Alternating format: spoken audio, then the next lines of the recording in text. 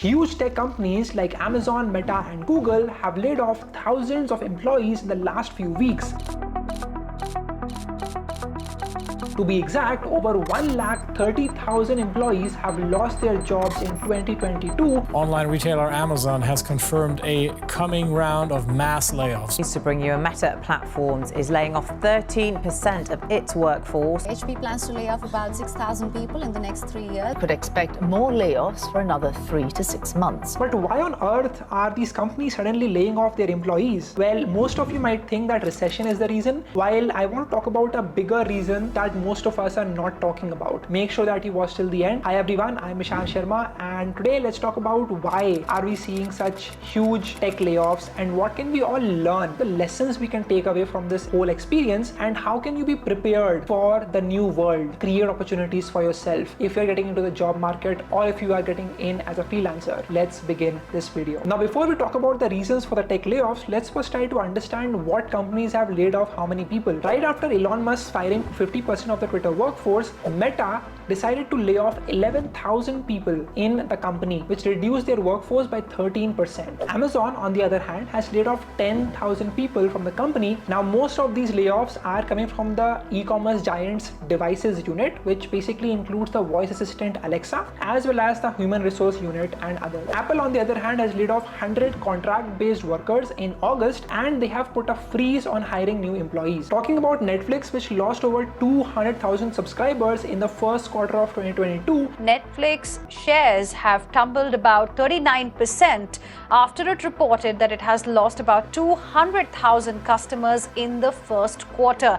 They decided to lay off 300 people, which was 3% of their total workforce. Moreover, Google's parent company, Alphabet, is planning to lay off 10,000 of its low performance employees that are part of their performance improvement plan. Company will start firing these employees in early 2023. Managers at Google are also employing performance rating programs to lower the perks and stock options given to newer employees. Now, this move was made as a result of the unfavorable market circumstances, pressure from the investors, high inflation, and to reduce the expenses. Non-FAANG companies in the tech sector have also laid off thousands of their employees. For example, Coinbase in June has laid off 1,100 people, which was about 18% of their workforce. Tesla also reduced its workforce by 10% because in an email, Elon Musk stated the company is overstaffed in many of its areas. The ride-hailing company Lyft has laid off 13% of its employees, as well as Stripe, which has laid off 14% of its employees, which is about 1,100 people as well. Shopify, Microsoft, and Snap have each fired 1,000 employees as well, and this number is only going to increase because experts are predicting that the layoffs are here for the next 3 to 6 months as well. Now, let's talk about the reasons behind these huge tech layoffs. Well, first of all, companies were not able to predict the post-COVID era and what it would really look like. Now, if you look at the past, the revenue of companies like Meta, Netflix, Amazon have all been increasing steadily since 2016, and then came the pandemic in 2020. A ton of companies lost their values on the stock market. The stock markets as a whole collapsed. Dow is settling down, ending a grim day on Wall Street today. Nifty opened below 10,000 mark for the first time in 2 years. Many people died, and a lot of employees became jobless. As a result, every single economic activity shifted online, and people started spending more time on social media, binging movies, buying things online, and whatnot. Due to this, the IT companies saw a huge boom in their revenue numbers. See, if you think about it, more time when someone spends on a website watching these ads, these advertisers pay even more money to these advertising platforms. And because of that, we saw huge growth in the revenue numbers of both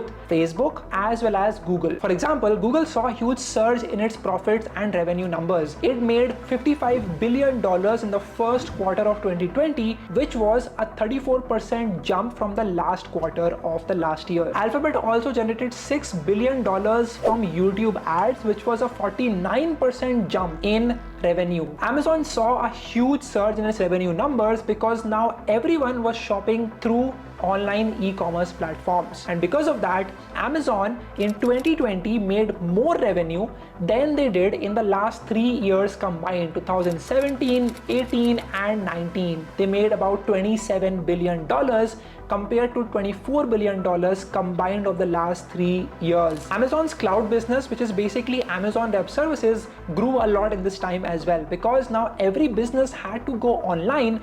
They had to have a website of their own as well, and to host their website, a ton of people chose AWS services. Netflix also saw a huge bump in its subscription numbers. Over 16 million people made accounts on Netflix in the first 3 months of 2020 itself. Now, because everything was going so smoothly for all of these tech giants, they started hiring more and more people. Just a simple example, when we saw a huge uptick in the number of orders on Amazon, Amazon had to hire more delivery partners to deliver all of those orders in time. The same thing continued in 2021 as well. Revenues were soaring, and the CEOs of these companies thought that this would be the new normal going into 2022 as well. They thought that people would want to spend even more time online, and hence they started very aggressively started hiring people. Now, just to prepare themselves for future employee departures, these companies started to hire even more people than what was required. For example, if Meta requires 50 people for a specific department, they started hiring 60 or even 70 people, so that if more people leave,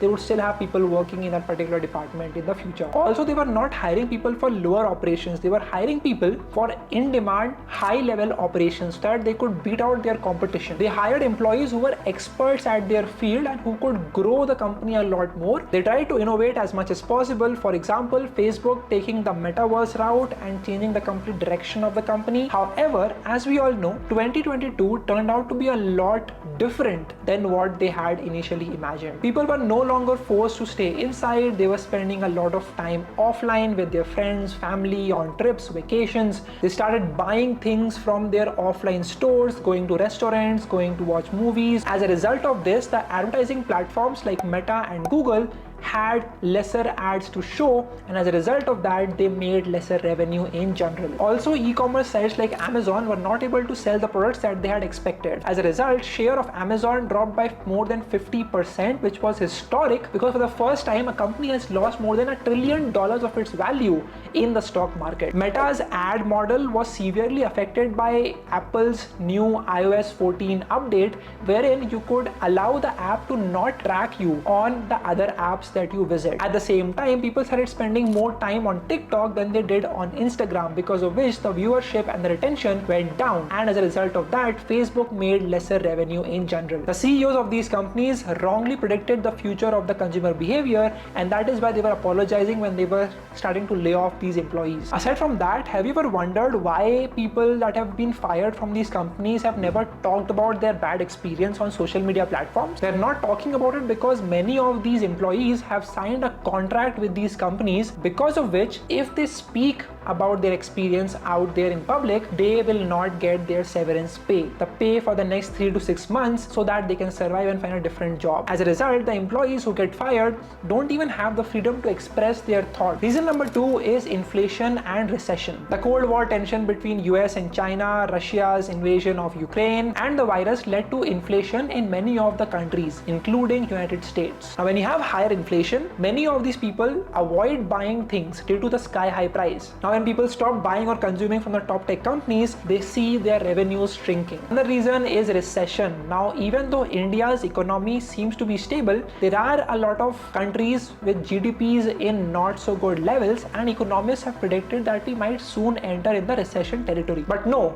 these companies are not going anywhere, at least for now. These companies are too big to fail and have the sheer size of users using it every single month. If you've lost your job, that does not mean that it's the end of your career. If you have learned skills like cloud computing, AI, blockchain, cybersecurity, web development, and software development, these roles will always be in high demand, so you should not be worrying about this. After this layoff season ends, the hiring that will start will be much more mindful and conscious of who to hire, and if you have the right skills and have mastered that skill, you should not be worrying about this at all. We should always aim to improve our skills and focus on learning skills which cannot be automated easily by artificial intelligence. If you learn skills like game development, like graphic design, video editing, writing, copywriting. These are skills that are required by these businesses. Now again, you can learn these skills from platforms like Udemy, Coursera, Skillshare. There are too many of them. I share a bunch of these courses on my channel as well. You can start following people in these categories that you want to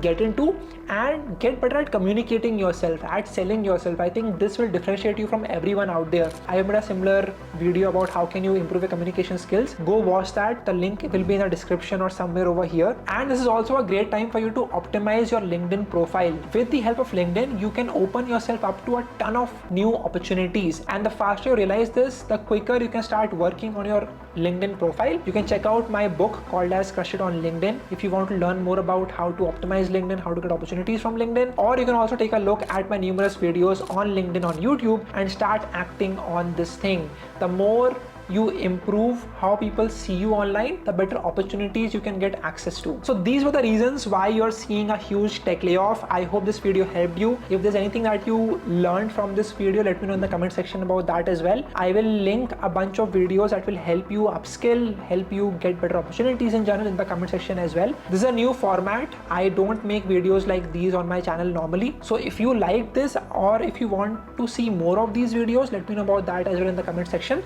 Thank you so much for watching. Share this video with your friends. Tag me on social at Ishan Sharma 7390. Thank you so much. I'll see you in the next video.